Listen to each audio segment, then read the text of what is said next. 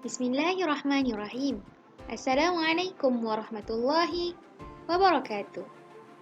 Pada kali ini, kita akan mempelajari mengenai Perjanjian Hudaibiyah bidang Sirah Pendidikan Islam tahun 6 bersama dengan saya, Ustazah Aisyah.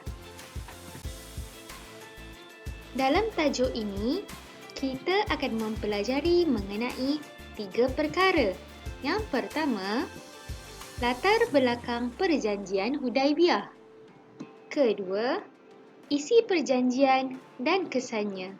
Dan yang ketiga, iktibar dan hikmah daripada Perjanjian Hudaibiyah. Baiklah murid-murid, sebelum kita bermula, sila rujuk buku teks Pendidikan Islam tahun 6 pada halaman 135. Bahagian pertama, latar belakang Perjanjian Hudaibiyah.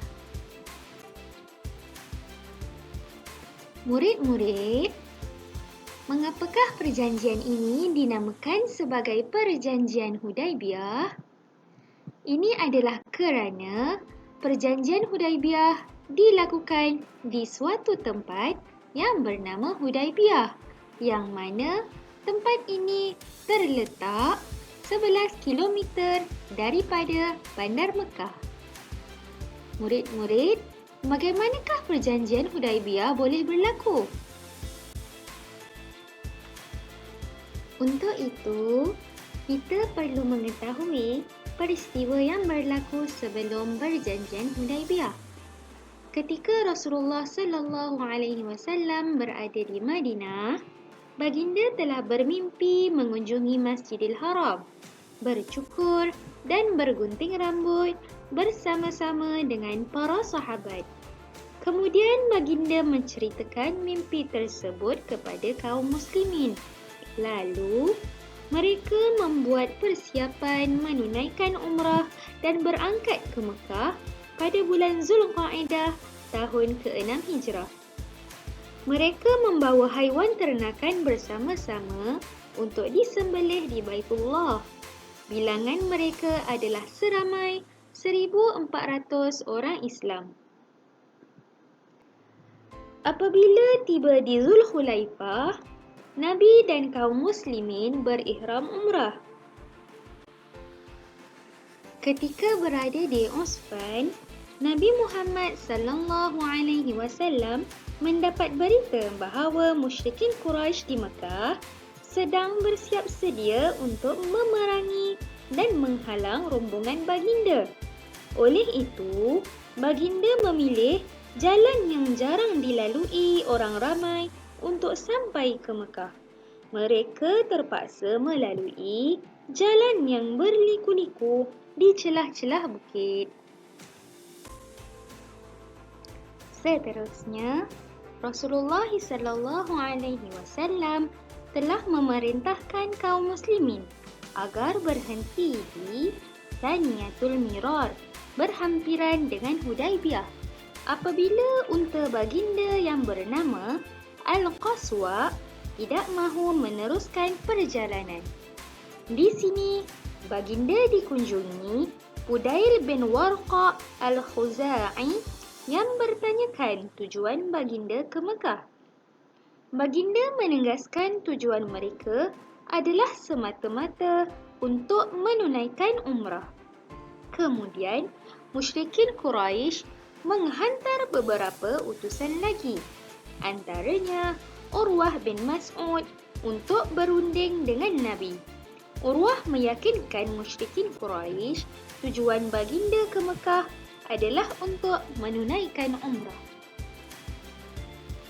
Kemudian, Rasulullah SAW telah mengutuskan Sayyidina Utsman bin Affan untuk berunding dengan musyrikin Quraisy. Namun tetapi, beliau telah ditahan. Lalu, tersebarlah berita bahawa beliau telah dibunuh. Apabila mendengar berita tersebut, Rasulullah SAW telah mengajak kaum muslimin berbai'ah untuk bersama-sama mempertahankan hak dan kesucian Islam. Ikrar taat setia yang dinamakan Bai'atul Ridwan telah berlaku di bawah sepohon pokok. Selepas itu, kaum muslimin mendapat berita bahawa Saidina Osman tidak dibunuh. Apabila tersebar berita tentang Bai'atul Ridwan, musyrikin Quraisy berasa gerun dan mahu perjanjian damai dibuat.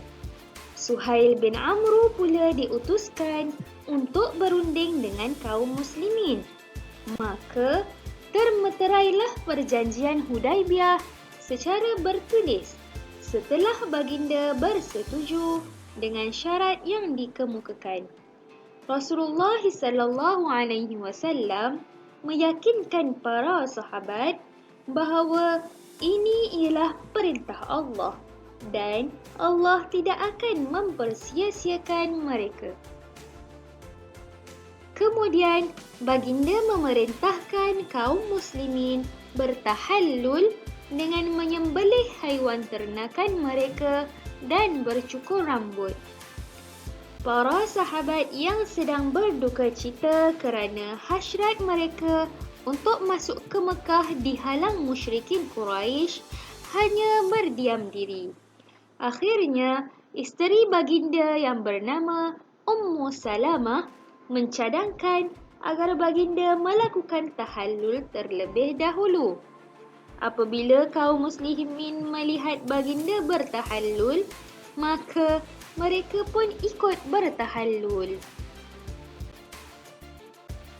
Seterusnya, kita akan masuk pada bahagian kedua, iaitu isi dan kesan perjanjian Hudaibiyah. Berikut adalah merupakan isi perjanjian Hudaibiyah.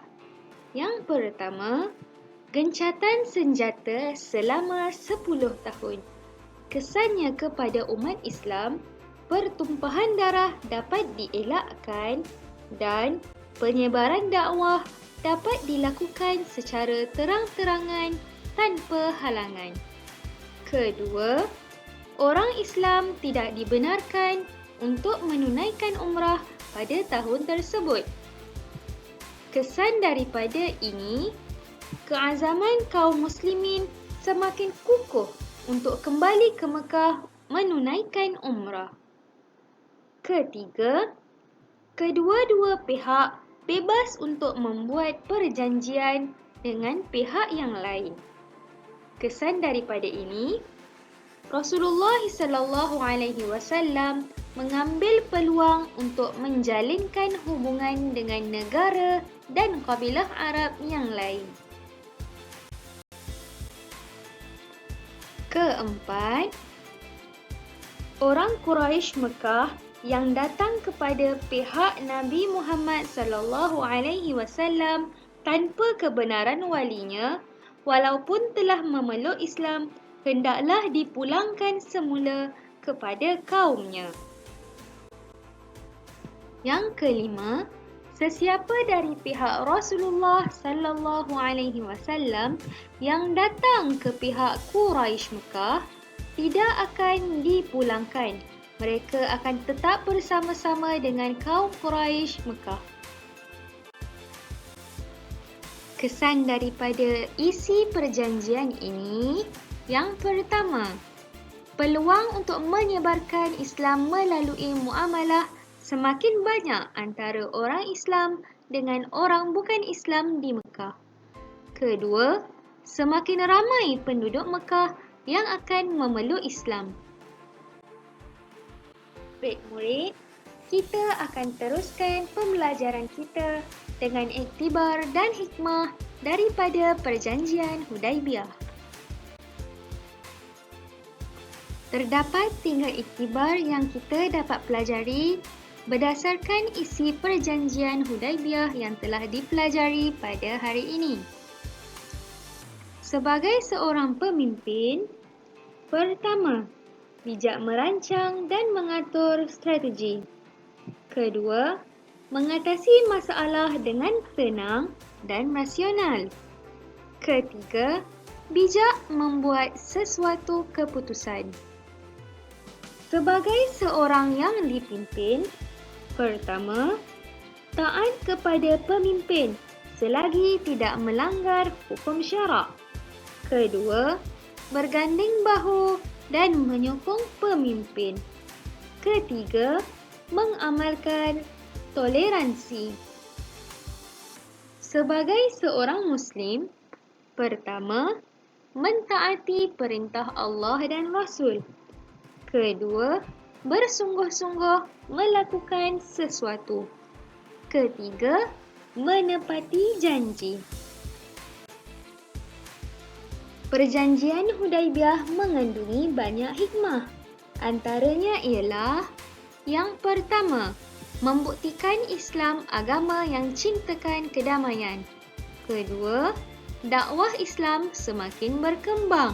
Dan yang ketiga, titik permulaan kepada pembukaan Kota Mekah.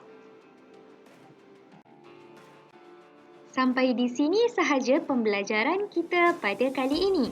Sekian, terima kasih. Wabillahi taufiq wal hidayah. Wassalamualaikum warahmatullahi wabarakatuh. Sehingga berjumpa lagi.